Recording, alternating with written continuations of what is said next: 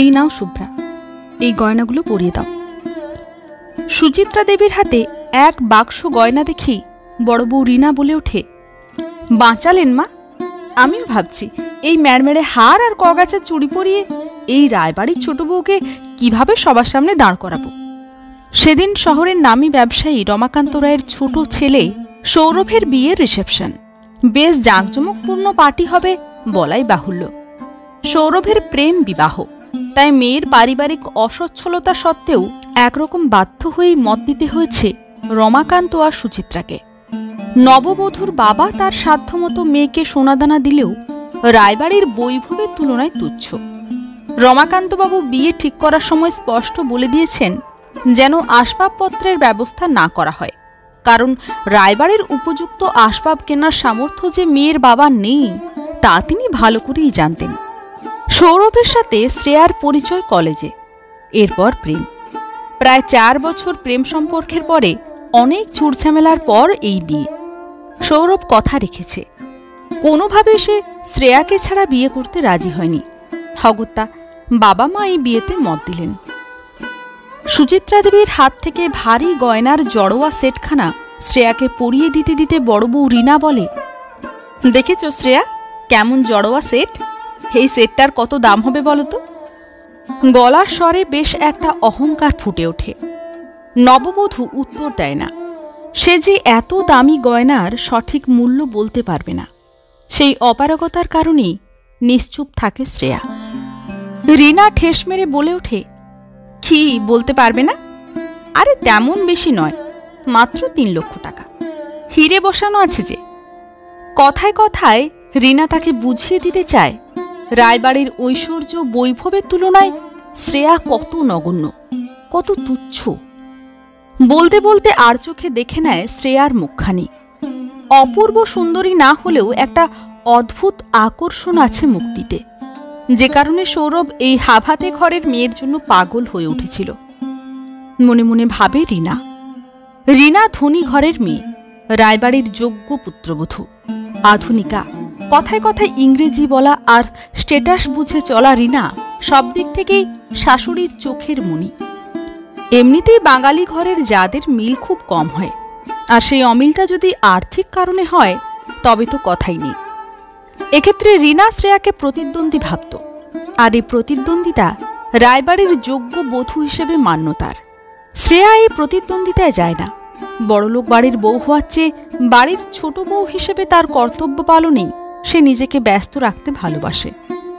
রিনার কাছে রান্না করা বাড়ির ঝিয়ের কাজ, শ্রেয়ার কাছে সেটাই ভালো লাগা। সকালে চা খাবার, দুপুরে কি রান্না হবে তার তদারকি করে, কখনো কখনো রান্নাও করে। কিন্তু সুচিত্রার একান্তই অমত বলে মধ্যবিত্ত ঘরের শ্রেয়া জোর খাটাতে পারে না। অবসর সময়ে বই নিয়ে পড়তে ভীষণ ভালো লাগে তার। সৌরভ বইমেলা থেকে সব নামি দামি লেখক লেখিকার বই এনে তাকে দিয়েছে, সেগুলোই তার একাকিত্বের সঙ্গী। তার একাকিত্বের কারণ হিসেবে বলা যায় সুচিত্রা দেবী আর রিনার সাথে মানসিকতার দূরত্ব। তারা Mrs Bose, Mrs Sanyal, Mrs Guha কে কত টাকা দিয়ে কি শাড়ি কিনেছেন, গয়না গড়িয়েছেন, কার ছেলে বউয়ের সাথে ঝগড়া হলো, কে নতুন গাড়ি কিনেছেন, এই নিয়ে গপ্প করে দিন কাটায়। অন্যদিকে শ্রেয়ার এইসব সমালোচনা অসহ্য লাগে, তাই এই টাইম পাস আলোচনায় না থেকে সে বইয়ের জগতে ডুবে থাকে। অবশ্য শ্রেয়া বুঝতে পারে তার এই অনুপস্থিতিতে এই সমালোচনার মুখ্য বিষয় হয়ে ওঠে সে নিজেই। ঘুম থেকে উঠেই এক ভয়ঙ্কর কাণ্ড ঘটালো শ্রেয়া। ইতালিয়ান দামি ডিনার সেটটার একটা প্লেট শ্রেয়ার হাত ফসকে পড়ে ভেঙে যায়। শব্দ শুনতে পেয়ে সুচিত্রা ছুটে এসে দেখেই গম্ভীর মুখে বাড়ির ঝি সবিতাকে জিজ্ঞেস করেন, এটা কিভাবে হলো সবিতা? সবিতা ব্যাপারটা সামাল দিতে কাঁচুমাচু মুখে বলে, না মানে মুছে রাখতে গিয়ে পড়ে গেছে। সুচিত্রা সবিতার মুখ দেখে আর শ্রেয়ার দিকে তাকিয়েই হয়তো আসল কারণটা বুঝে নিয়েছিলেন, কিন্তু ধরা দিলেন না। বলে উঠলেন, এত দামি কাপলেট সামলে রাখতে যখন পারিস না, আর কোনোদিন হাত দিবি না। এটা ইতালিয়ান পিস ছিল, এর দাম কত স্বপ্নেও ভাবতে পারবি না, বুঝলি? কঠিন অথচ তীক্ষ্ণ কণ্ঠ সুচিত্রার। শ্রেয়া নিজে থেকেই বলে, প্লেটটা আমি ভেঙে ফেলেছি মা, সবিতাদের কোনো দোষ নেই এতে। সুচিত্রা বলেন, জানি সবিতা এ বাড়িতে 1 যুগ ধরে কাজ করছে, সে জানে কোন জিনিসটার দাম কত, এমন কেয়ারলেসলি কাজও করবে না। কথার তীব্র আঘাতে আহত শ্রেয়ার চোখে জল চলে আসে। সুচিত্রা বেরিয়ে যাওয়ার সময় সবিতাকে অছিলায় শ্রেয়াকে শুনিয়ে বললেন, বেলা হয়ে যাচ্ছে, রান্না চাপাতে দেরি করবি না, আর দেখিস আর কিছু যেন না ভাঙে, এগুলো দামি জিনিস। স্তব্ধ শ্রেয়া দেখতে পেল সুচিত্রা হনহন করে বেরিয়ে যাচ্ছেন। এই ঘটনার বেশ কিছুদিন পর দুপুরে খাবার টেবিলে ওই সেটের একটা প্লেট দেখতে পেলেন সুচিত্রা। এটা ভেঙে যাওয়া সেটের একটা না? শ্রেয়া অবাক হয়ে বলে, হ্যাঁ মা, বাকিগুলো আমি তুলে রেখেছিলাম। তুলে রেখেছিলে?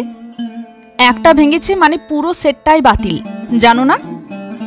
জানবেই বা কি করে, 22 বছর ধরে এই তো করে এসেছ।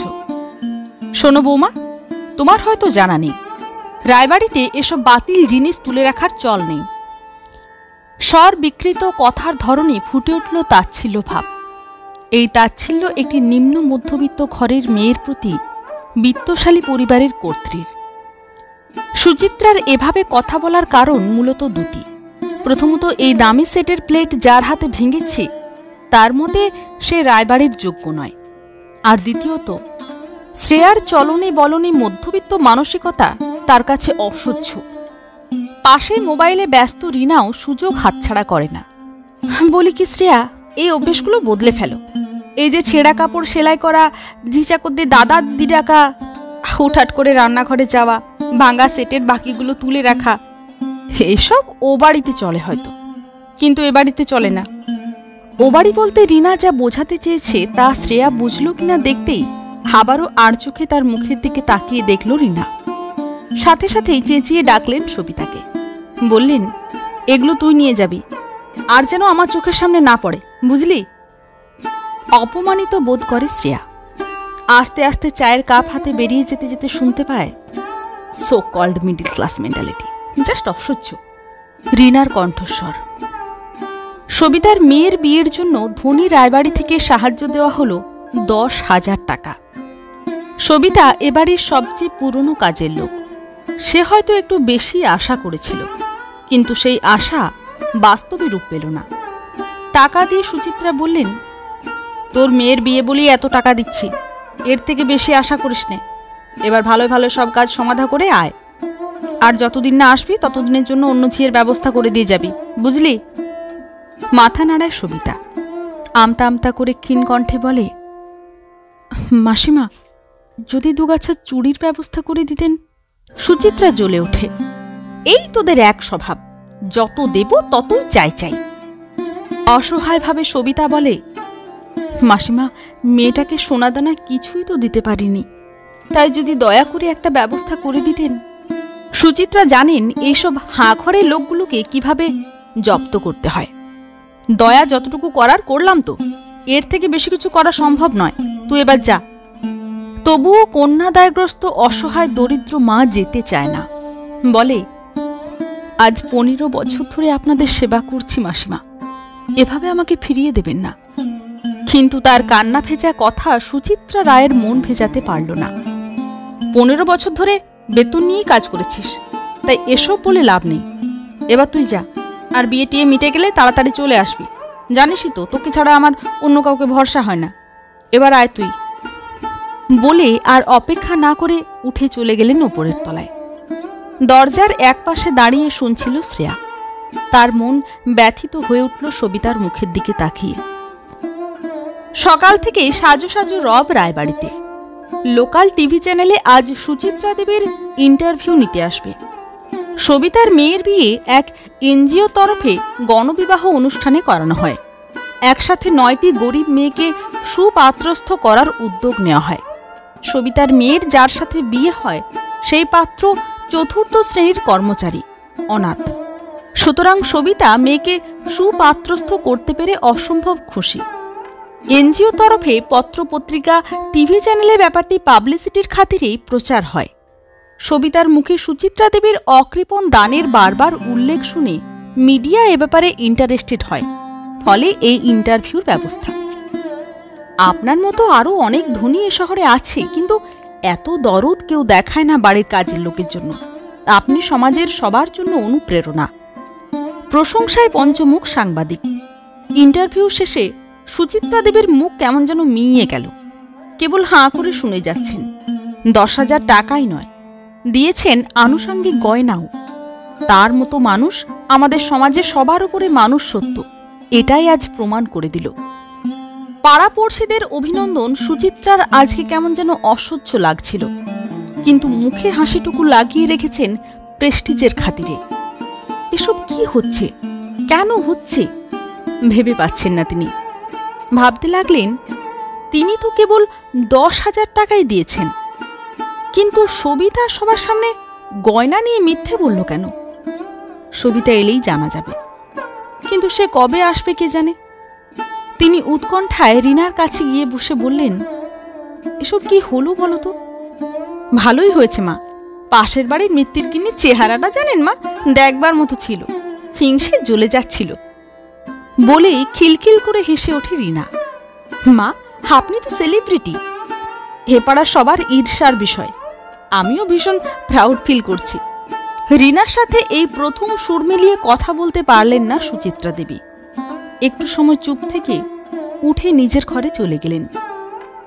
দিন 15 বাদে সবিতা আবার কাজে এলো।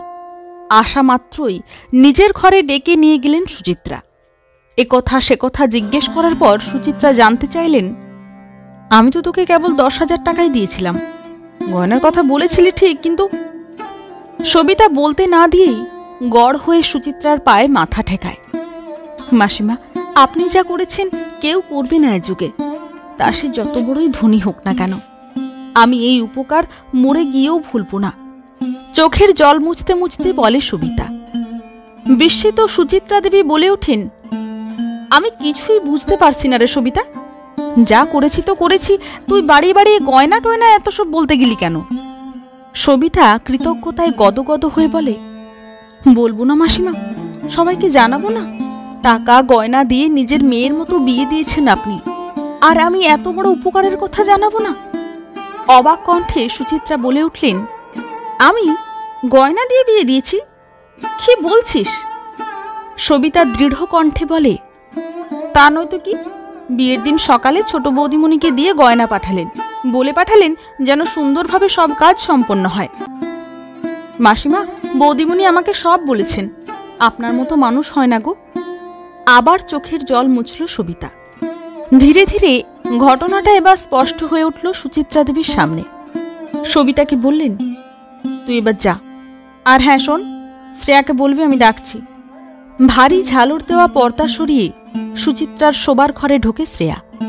অসম্ভব গম্ভীর হয়ে তাকে প্রশ্ন করলেন সুচিত্রা, তুমি সবিতার মেয়ের বিয়ের জন্য গয়না দিয়েছ? সম্মতি জানিয়ে মাথা নাড়ে শ্রেয়া। কোন সাহসে এ কাজ করেছ তুমি? রায়বাড়ির ঐতিহ্য নষ্ট করার সাহস পেলে কি করে?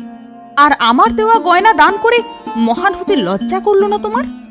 শ্রেয়া ঠান্ডা মাথায় উত্তর দিল, রায়বাড়ির ঐতিহ্য আমি নষ্ট করিনি, আর আপনার দেওয়া গয়নাও বিলিয়ে দিইনি। সেই সাহস বা অধিকার আমার নেই, আমি জানি মা। সুচিত্রা দেবীর ক্রুদ্ধ দৃষ্টিকে পরোয়া না করে শ্রেয়া বলে চলে, আমার বাবার দেওয়া দুগাছা চুড়ি আর ম্যাড়মেড়ে হারটা দিয়েছি মা, এমনিতেই এগুলো পড়েই ছিল। রায়বাড়ির বউদের এসব গয়না মানাবে না, তাই ভাবলাম রেখে কি করব। আমাকে তো আপনি অনেক গয়না দিয়েছেন, আমার সেই পড়ে থাকা তুচ্ছ গয়নাগুলো যদি কারোর উপকারে লাগে ক্ষতি কি, তাই দিয়ে দিয়েছি। সুচিত্রা হতবাক হয়ে তাকিয়ে ভাবেন, মধ্যবিত্ত ঘরের মেয়ের এত বড় মন। আবার জিজ্ঞেস করলেন, তোমার জিনিস তুমি দিয়েছ ভালো কথা, কিন্তু সবিতার কাছে আমার কথা বললে কেন? আমার বাবা সবসময় বলেন, আপনি মা, এবারের কর্ত্রী, আমার দেওয়া সে তো আপনারই দেওয়া। আমরা খারাপ কিছু করলে যেমন আপনাকেই দায় নিতে হয়, একটু ভালো কিছু যদি হয় সে কৃতিত্বও তো আপনারই প্রাপ্য। ও বাড়িতে এই তো শিখেছি মা। হাসি মুখে উত্তর দেয় শ্রেয়া। সুচিত্রা দেবী মনে মনে ভাবতে লাগলেন, এই মধ্যবিত্ত মানসিকতার সামনে উচ্চবিত্ত রায়বাড়ির কর্ত্রী হয়েও আজ তিনি ছোট হয়ে গেলেন।